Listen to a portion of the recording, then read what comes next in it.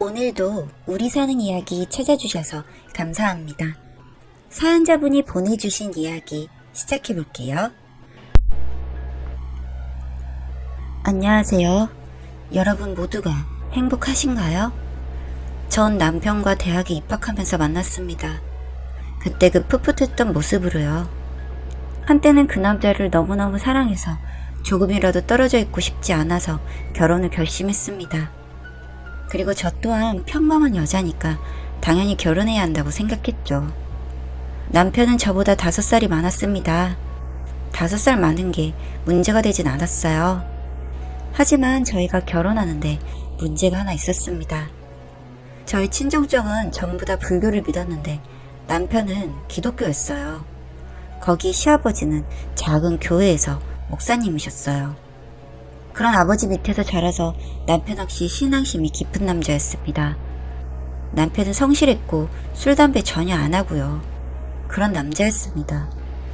저는 어릴 때 저희 친정 아버지가 술과 담배를 하셨고 술 드시고 오시면 가끔씩 술주정도 하셔서 그런 부분이 참 싫었거든요. 그런데 남편은 그런 게 없으니 더욱더 저는 마음에 들었고 결혼하게 되면 행복할 일만 있을 줄 알았습니다. 하지만 그 생각은 결혼하고 나서 완전히 깨지고 말았습니다. 남편은 장남입니다. 그리고 남동생이 하나 있고요.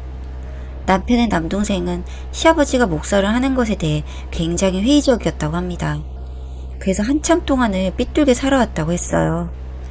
그리고 나서 한국에 있기조차 싫어해서 미국으로 유학을 갔다고 합니다. 결혼해서요. 그 이후로는 자주 마주칠 일도 없고 하니 많은 온순해지고 삐뚤게 굴었던 게 좀 유해졌다고 했습니다. 결혼하고 나서 이렇게 바뀌니 시어머니는 본인 아들을 사람으로 만들어준 동서를 참 고맙게 생각하고 예뻐하셨습니다. 그에 비해 남편은 어릴 적부터 지금까지 한결같은 모범적인 아들이었습니다. 위에서도 말씀드렸다시피 부모님이 아니라고 하는 건 다 하지 않고 그냥 정말 모범적으로 살아온 사람이었죠. 술도 저와 같이 가볍게 한잔할 때 말고는 회사 회식 때 조금 마시는 것이 전부였습니다. 하지만 이런 것을 시부모님은 전혀 모르셨어요. 본인 아들은 술도 전혀 안 먹는다고 생각하셨습니다.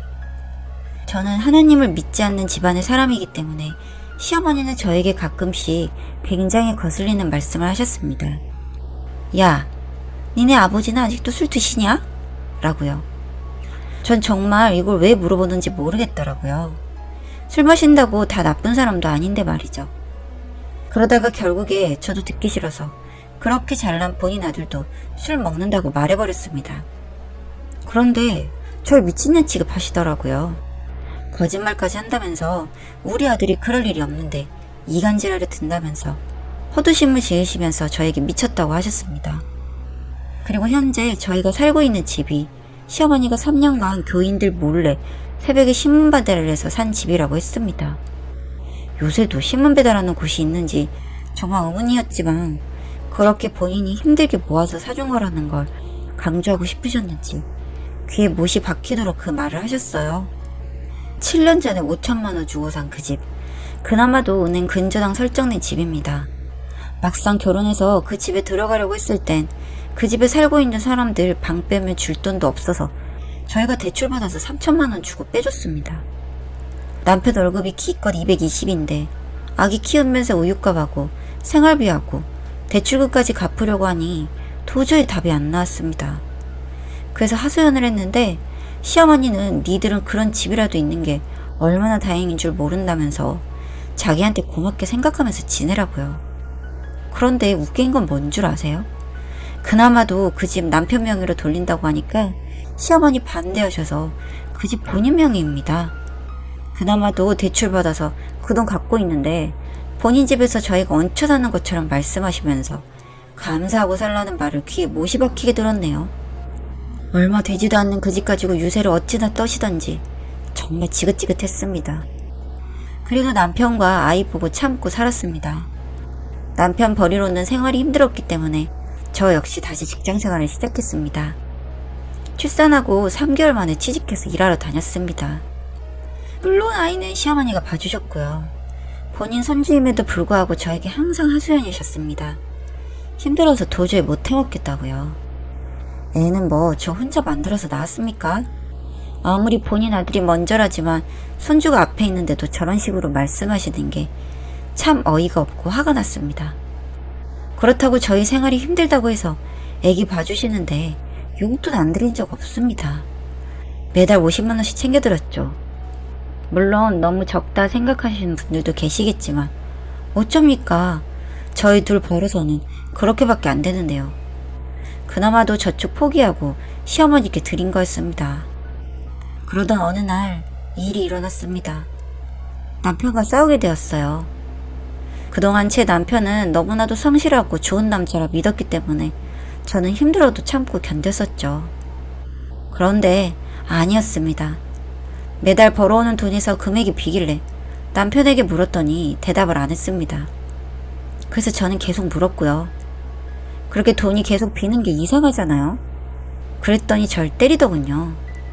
정말 사소한 일이라 생각했는데 큰일로 번져갔습니다. 절 때리고 나서 그러더군요. 너 네가 돈 번다고 지금 유세 떠냐? 라고요. 유세라뇨. 제가 뭘 했다고 유세를 떤다고 하는 건지 정말 어이가 없더군요.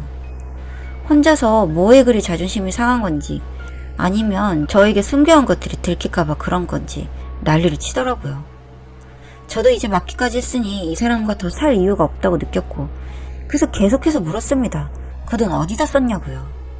그랬더니 저에게 그러더군요. 아, 너 같은 애 지겨워서 다른 여자 만난다. 왜? 라고요. 미친 거죠, 이놈. 본인도 그 말을 내뱉고 아차 싶었는지 입을 꾹 다물더군요. 아, 그래서 그 돈이 그렇게 비었고 매번 늦게 들어온 이유가 그거였냐? 했죠. 너무 화가 난 저는 시부모님을 불렀습니다. 도저히 못 살겠다고요. 당신 아들이 날 때렸고 바람까지 피우고 있다고 한다. 난 도저히 못 살겠다. 했습니다. 그랬더니 팔은 안으로 굽는다고 자기 아들이 그럴 일도 없는데 저보고 정신과에나 가보라는 겁니다. 미친 것 같다고요. 어디서 자신 아들을 흠을 만들어 드냐면서 절 때리기 시작했습니다. 네, 저 맞았습니다. 이 사람들이 정말 제정신인가 싶더군요. 아이가 절 보며 울고 있어서 그 아이를 안고 도망가려고 하니 절 못 가게 잡아채고 난리가 났습니다. 저 그날 정말 많이 맞은 것 같네요. 그래도 손주 안고 있으니 뭘 집어 던지지는 못했고 아이 잘못될까봐 심하게는 못하는 틈을 타고 바로 나왔습니다. 그리고 경찰서로 달려갔네요. 그 당시를 떠올리니 정말 지금도 손발이 덜덜 떨립니다. 그렇게 경찰서로 가서 맞았다고 했고 그렇게 친정 부모님을 부르고 했습니다. 아이 때문에라도 어떻게 할 수가 없겠더라고요. 친정 부모님은 오셔서 저는 바로 병원으로 갔고 입원 치료를 받게 되었습니다. 다행히 아이는 다친 곳이 없어서 부모님이 데리고 가셨고요. 저희 부모님 제 꼴을 보자마자 시댁으로 경찰들과 같이 가셨습니다. 나중에 들은 이야기로는 지들끼리 앉아서 무슨 작당보유를 하고 있는 건지 그렇게 앉아있더랍니다. 친정아빠가 너무너무 화가 나서 그 동네에서 소리를 치고 난리를 치셨다고 합니다. 저희 집 근처에 바로 시아버지 교회가 있었기 때문에 교회 근처에 살고 있던 교인들이 다 나와서 보게 됐나 보더군요. 그렇게 폭행으로 해서 고소를 했고 이혼소송까지 진행하게 되었습니다. 그런데 이렇게 사람을 패도 감옥에는 못 보내더군요. 참 억울하고 화가 났습니다. 이럴 거면 차라리 저도 같이 때려서 복수를 하고 싶다는 생각이 들 정도로 괴롭고 힘든 시간들이었네요.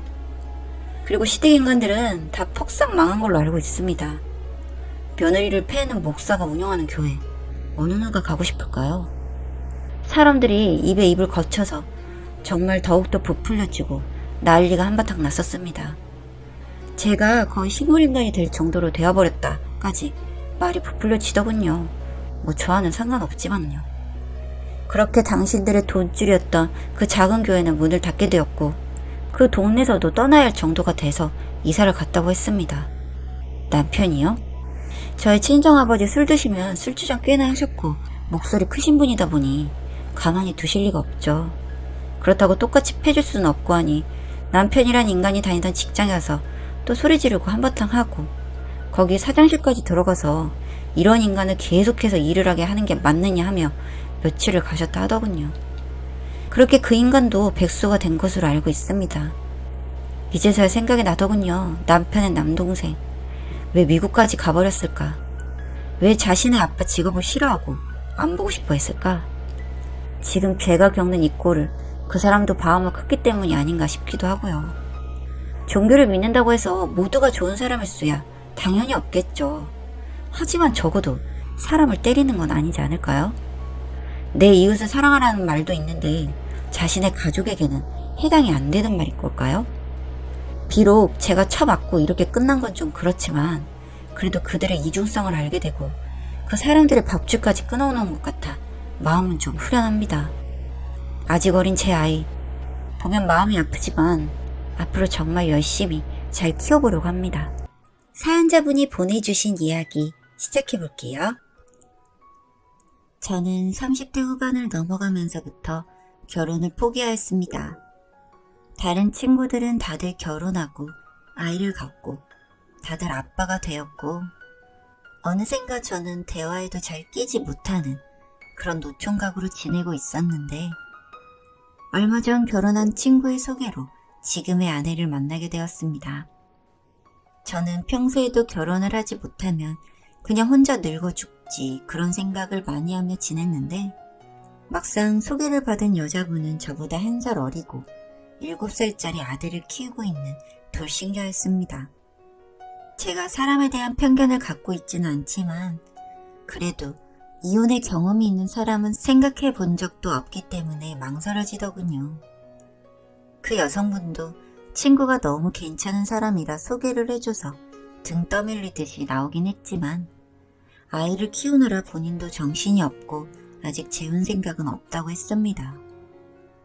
그래서 이후 가끔 만나서 밥을 먹고 차를 마시는 그런 좋은 친구로 지내게 되었는데 한 번은 이 친구가 아이를 친정에 맡기고 술을 한잔 하자고 해서 술을 먹고 있었는데 술을 먹다가 막 울더라고요. 마흔이 다 되어가는 여자가 아이처럼 우니까 주변의 사람들도 흘깃흘깃 훔쳐보기 시작했습니다. 제가 아무 짓도 안 했는데 괜히 나쁜 놈이 된 것 같았어요. 뭐야, 왜 그래? 무슨 일 있어? 자꾸 전 남편이 찾아오는데 정말 너무 힘들다. 전 남편이 왜 찾아와? 애 보여달라고 하는데. 그렇게 그 친구에게 지난 결혼 생활에 대한 이야기를 들어보니 신랑이 원래 노는 걸 좋아하는 사람이었는데 논팽이처럼 지내서 돈도 본인이 벌어오고 그렇게 생활을 하고 있었는데 신랑이 바람을 피우는 걸로도 모자라서 그 친구를 때리기도 했었고 그래도 아이를 생각해서 참고 지내기를 몇 년. 신랑은 나아지는 모습이 없어서 결국 땡전 한 푼도 못 받고 이혼을 했다고 했습니다. 그런 신랑이 이제 와서 아이를 보여달라고 한다면서 오는데 그동안 이 사람이 참 많이도 힘들었겠구나 생각을 했고 이상하게 그날 이후로 그 친구에게 눈길이 가더군요. 예전이라면 아무렇지 않을 사이였는데 힘들어하는 모습을 보고 나니 동정인지 부성애 같은 건지 곁에서 지켜주고 싶다는 생각을 했고 그날 이후 몇 개월 뒤 제가 먼저 만나자고 해서 1년 정도 연애를 하고 결국 재혼까지 하게 되었습니다. 재혼을 하는 과정이 순탄치만은 않았지만 그래도 제 곁에서 즐거워하는 아내를 보면서 힘든 시간들을 이겨냈습니다. 제가 재혼을 할 때 가장 어렵고 중요하게 생각한 부분이 바로 아내의 아이였는데 갑자기 재혼했다고 없던 아빠가 떡하니 생기면 이상할 것 같아서 시간을 두고 친해지려고 몇 번 만나기는 했었습니다. 재혼을 하기 직전에 아내가 말을 하기를 아이가 미술 쪽에 재능이 있는데 마침 사촌이 미국에 있어서 좀 어린 나이이긴 하지만 유학을 생각하고 있다더라고요. 아무래도 우리나라는 예술 쪽이라고 해도 좋은 대학을 가려면 입시 제도를 거쳐야 하는데 아이의 창의력을 키울 수 있는 미국으로 유학을 보내고 싶다고 하면서 저에게 통보를 했습니다. 아직 친해지기도 전이었는데 갑작스러운 아이의 유학 소식에 저는 어떻게 해야 할지 몰랐고 저는 그러라고 할 수밖에 없었어요. 어린아이 혼자서 타지 생활 정도가 아니라 아예 타국으로 가는 게 마음이 쓰여서 아내에게 몇 번이나 당신도 같이 가야 하는 거 아니냐, 안 보낼 순 없냐 물어봤지만 아내는 언제나 사촌이랑 아들이 너무 친해서 괜찮다고 하기만 했어요. 그렇게 결혼 후 6개월 정도의 시간이 흘렀습니다. 6개월 동안 저는 다른 사람들이 그러하듯 행복한 신혼생활을 보내고 있었어요. 집으로 돌아오면 따뜻한 밥 냄새가 나고 샤워를 하고 나오면 향긋한 섬유 유연제 냄새가 나는 그런 삶이 저는 참 좋았습니다. 이제야 정말 사람이 사는 것 같았는데 그 행복은 오래가지 못했습니다. 그날은 회사의 창립 기념일이라 일찍 퇴근을 한 날이었습니다. 퇴근을 일찍 하기도 했고 오랜만에 와이프가 좋아하는 빵가게에 들려서 빵을 사서 집으로 들어가고 있었는데 집 앞에서 와이프가 걸어가는 것을 보고 차 속도를 내고 있었는데 와이프의 옆에 웬 남자가 서 있었습니다. 그것도 장바구니까지 들고요. 멀리서 보니 흡사 부부의 모습을 하고 있었는데 그 두 사람이 저희 집으로 같이 올라갔습니다. 저는 혹시 그 남자가 슈퍼 배달 알바인 건가 싶어서 밑에서 기다리고 있었는데 그 남자는 2시간이 지나도 내려오지 않았습니다. 그렇게 깜빡 잠이 들었는데 어느새 밤이 되어 있었고 집으로 돌아가니 여느 때와 같이 맛있는 밥과 함께 아내가 웃고 있었어요. 오늘 왜 이렇게 늦었어? 음식 다 식겠다. 어? 아, 일이 바빴어. 그래? 오늘 당신이 좋아하는 동태탕 끓였어. 추운데 얼른 앉아. 그렇게 아내와 밥을 먹는데 이상한 생각을 떨칠 수 없었는데 그렇다고 또 이상한 증거가 있진 않으니 찝찝할 노릇이었습니다. 한참 밥을 먹고 있었는데 갑자기 쓰레기통에 빼꼼히 튀어나온 비닐이 보였습니다. 평소 같았으면 아무렇지 않게 지나갔을 그 상황에서 벌떡 일어나 쓰레기통 안을 보니 휴지 뭉치들과 쓰고 난 콘돔이 눈에 보였어요. 혹시나 했는데 그 광경을 보고 아내에게 이게 무슨 짓이냐고 물었더니 아내가 하는 말이 모르는 일이랍니다. 그러면서 하는 말이 친구에게 집 비밀번호를 알려준 적이 있는데 그 친구가 남자친구랑 우리 집에 온 것 같다는 개소리를 하는데 그 친구가 누구냐 물어봤더니 아무 말도 못하더군요. 있는 대로 화를 내고 그날은 각자 방에서 잠을 자고 저는 출근을 했습니다. 며칠 뒤 퇴근을 하고 집에 들어가기 싫어서 집 근처를 서성이고 있는데 저처럼 집 근처를 서성이는 사람을 발견했어요. 자세히 보니 아내의 전남편이더군요. 아내의 이야기처럼 본인의 주변을 집요하게 맴돌고 있는 건 맞는 것 같았습니다. 저기요. 네? 남의 집 앞에서 이러지 말고 돌아가세요. 누구신데요? 당신 전 아내가 지금 제 아내예요. 재혼했습니다. 그럼 아이는 지금 어디에 있는데요? 지금 미국에서 유학 중이에요. 참나. 네? 그 애 지금 그 여자 친정집에 있고 학교 잘 다니고 있습니다. 그게 무슨 말이에요? 학비까지 냈는데. 그건 모르겠고 오늘도 아이 보고 오는 길이에요. 그럼 여기까지 왜 오신 거예요? 그 여자한테 아이 받으러 왔습니다. 그 여자 애 키우면 안 돼요. 그건 바람 피우고 폭행까지 한 사람이 할 이야기는 아닌 것 같습니다. 폭행이요? 바람이요? 지금 무슨 이야기를 하시는 겁니까? 저 여자 저랑 살 때 바람 수도 없이 많이 폈고 심지어는 아이를 데이트하는데 데려간 적도 있는 사람이에요. 그리고 폭행이요? 와이프가 하도 술을 먹고 저한테 난동을 부리고 자는 아이 방에 들어가려고 하길래 말리다가 같이 넘어지면서 사고로 머리가 좀 찢어지긴 했지만 정말 사고였어요. 그리고 그날 딱 한 번뿐이고요. 저 여자는 애엄마 자격이 없는 사람이에요. 폭행을 빌미로 이혼을 하더니 애는 엄마가 키워야 한다고 저한테 데려가더니 애도 안 키우면서 양육비는 꼬박꼬박 받아가는 사람이에요. 그 말을 듣고 있었는데 와이프가 달려오더니 그 전 남편이라는 사람한테 쌍욕을 했고, 전 남편은 아내에게 무릎을 꿇고 아이를 돌려달라 애원하고 있었습니다. 아내는 그런 전 남편이라는 사람을 발로 차버리고는 저를 끌고 집으로 들어가는데, 제가 알고 있던 사람과 같은 사람이 맞는지 무서웠어요. 아내가 잠든 사이 아내의 노트북을 봤는데 휴대폰과 연동이 되어 있었는데, 사진 앨범에는 아이 사진은 없고 웬 남자들과 찍은 사진들이 있었는데 그 대상이 한 명이 아니었어요. 그래서 사진을 찍은 날짜를 보니 다 최근, 그 수만 해도 한 3-4명은 되어 보였습니다. 회사를 다니는 줄 알았던 아내는 알고 보니 데이트 대행 알바 같은 걸 하면서 돈을 벌고 있었고, 아이는 정말 그 남자의 말처럼 친정집에 있었습니다. 장모님이 문자로 계속 아이의 소식이라든지 아이를 데려가라는 말을 했고, 아내는 아직 안 된다는 말만 반복할 뿐이었죠. 저는 아이를 숨기면서까지 남자들을 만나고 바람을 피우는 아내가 경멸스러웠습니다.